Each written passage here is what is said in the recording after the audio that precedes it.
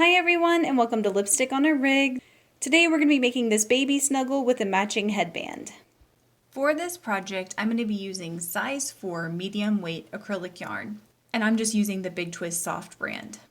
And you're also going to want to have a couple of flowers to attach to your project, so if you're interested I will link to my DIY flower tutorial in the description so that you can make these, and of course you're also going to need to make sure that you have the yarn colors for these.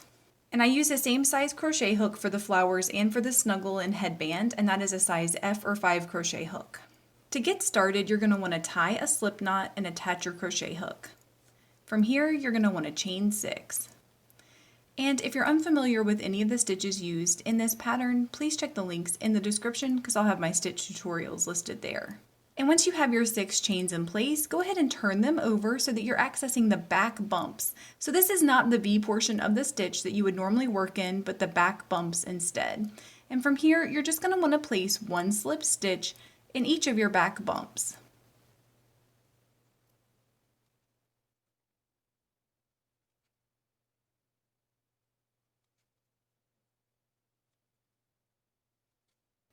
And when you get to the end of your row, you should have 6 slip stitches. So from here, we're just going to chain 1 and then turn our work. So now all we're going to do is make sure that we skip our turning chain, and diving right into the back loop only of our first stitch, we're going to place a slip stitch. And we're just going to continue to place slip stitches in the back loop only for our entire row.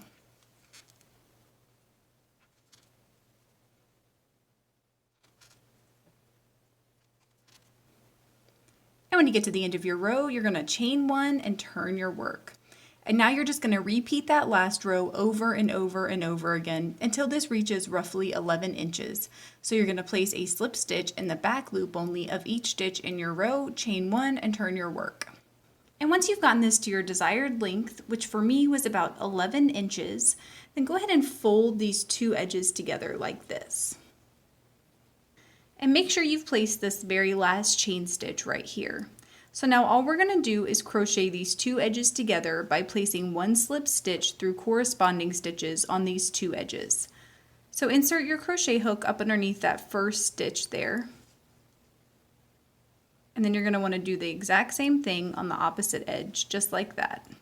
And make sure that you're capturing the entire stitch instead of just one loop. Then you're going to yarn over and pull through all the loops on your crochet hook. And you're just going to want to repeat that for all the stitches in your row.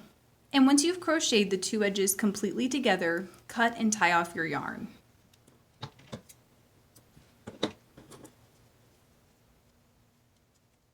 And now you're just going to want to hide these 2 tails inside of this ridge right here.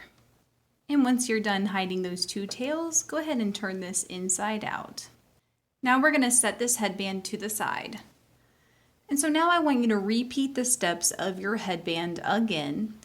The only difference is we're going to crochet to a different length. So I followed the exact same steps as I did for the headband. The only difference is I crocheted this to 15 inches.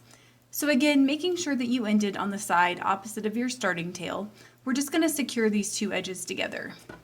And we're going to do that the same way. So you're just going to want to insert your crochet hook up underneath the full stitch on both sides of your edge here. Yarn over and pull through all the loops on your crochet hook. And you're just going to want to repeat that for all 6 stitches going back up.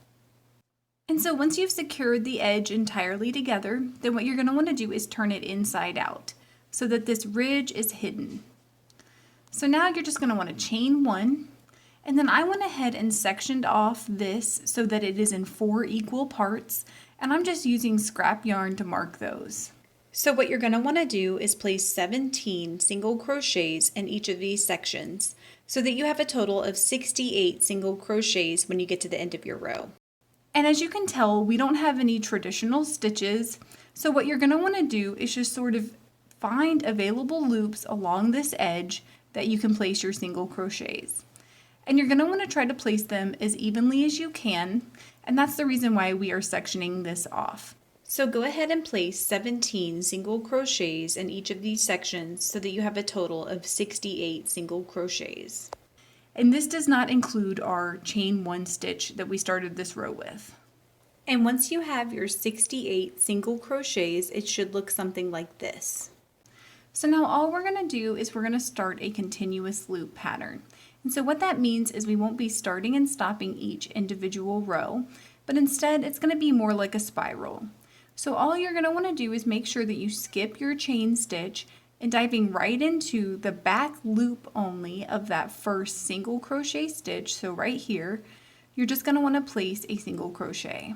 And you're going to want to repeat that for every stitch in this row, placing one single crochet in the back loop only of each stitch in the row. And since this is a continuous loop pattern, we're just going to keep repeating that in this spiral pattern until this reaches our desired length. I went ahead and crocheted 38 rows of placing one single crochet in the back loop only of each stitch in the row. And we're still going to be working in the back loop only of each stitch in the row.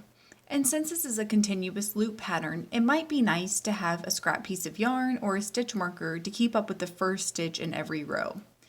So the pattern for this row is going to be to place one single crochet in the back loop only of the first 2 stitches.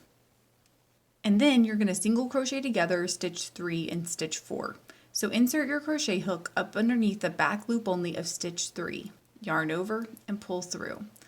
The same thing for stitch 4, insert your crochet hook up underneath the back loop only and yarn over and pull through. Then yarn over and pull through all the loops on your crochet hook. And that's it. That's going to be your pattern for the entire row. You're just going to want to repeat that process going over and over and over again.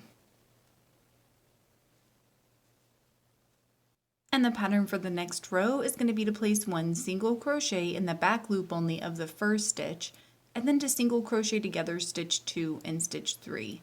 And you're just going to want to repeat that going all the way around your row. And the pattern for the next row is just going to be to single crochet 2 together going all the way around your row. And the pattern for the next row is going to be the exact same as the last one, so you're just going to be single crocheting together 2 together. And make sure that you're only working in the back loop still. And I just single crocheted 2 together until the hole got to be really small. So from here we're just going to place a couple of slip stitches through this hole to really close this gap. And now we're just going to cut and tie off our yarn.